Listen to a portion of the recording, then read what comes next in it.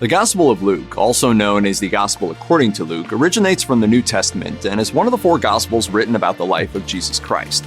All the Gospels, named Matthew, Mark, Luke, and John, detail Jesus' life from the time he was born until his death. Luke's Gospel is unique because it's the only one that presents certain information not found anywhere else in the Bible. For example, Luke's is the only Gospel that mentions the Roman census, to which Mary and Joseph allegedly traveled to Bethlehem for. As a result, the Gospel of Luke is a biblical account of great importance to both scholars and the faithful.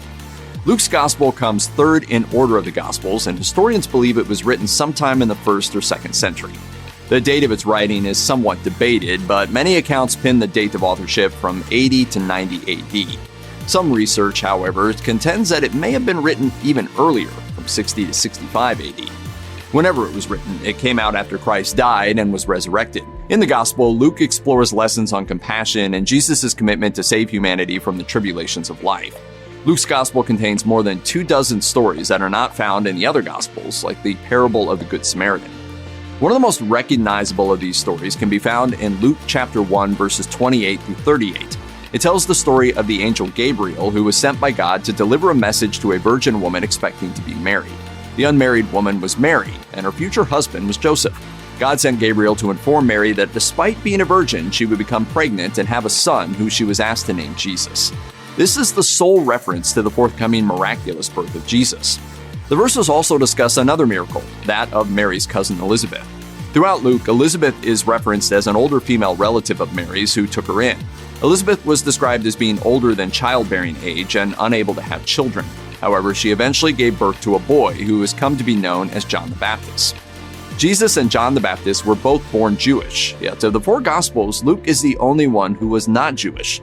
This is noted because he speaks of non-Jews commonly referred to as Gentiles, and also talks about their faith. He writes that Jesus displayed support for Gentiles and their beliefs, and how he loved everyone regardless of their faith. What is known about Luke is that he was a Greek, an evangelist, and he was born in the ancient city of Antioch in Greek-ruled Syria, and he was probably born into slavery.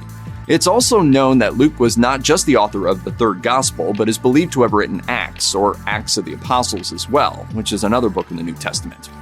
Aside from having the same author, the content of Luke's Gospel and Acts are so connected that Acts has been referred to as the second part of Luke's Gospel. In both of them, a man named Theophilus is being addressed. He is the subject to whom Luke is speaking when he is recalling Jesus' life story. This is how historians have placed Luke as the sole writer of both texts. The introduction of Acts also resumes where Luke's Gospel concludes. This is noted by Luke's immediate mention of Theophilus in the first 3 verses of Acts. But despite the 2 writings being related, most religious historians do not place Acts after Luke's Gospel. Instead, it comes after John's Gospel, and as a result, it was separated from what is now recognized as the 4 Gospels of the New Testament. The explanation is based on the order of their translation in ancient times, as well as the recollection of the time they were written. Having authored 2 books of the Bible, we know that Luke contributed a lot to the New Testament, but just how much? The Gospel of Matthew is shown to beat out Luke with the number of chapters of each of the 4 books, with 28. Luke's is 24 chapters, but has Matthew beat by the number of words. Luke wrote 19,482 words in his Gospel alone, whereas Matthew wrote 18,345 words. However, if one were to include Acts, that brings the total number of words that Luke wrote to 37,933. In addition to that, both Acts and Matthew have an equal number of chapters.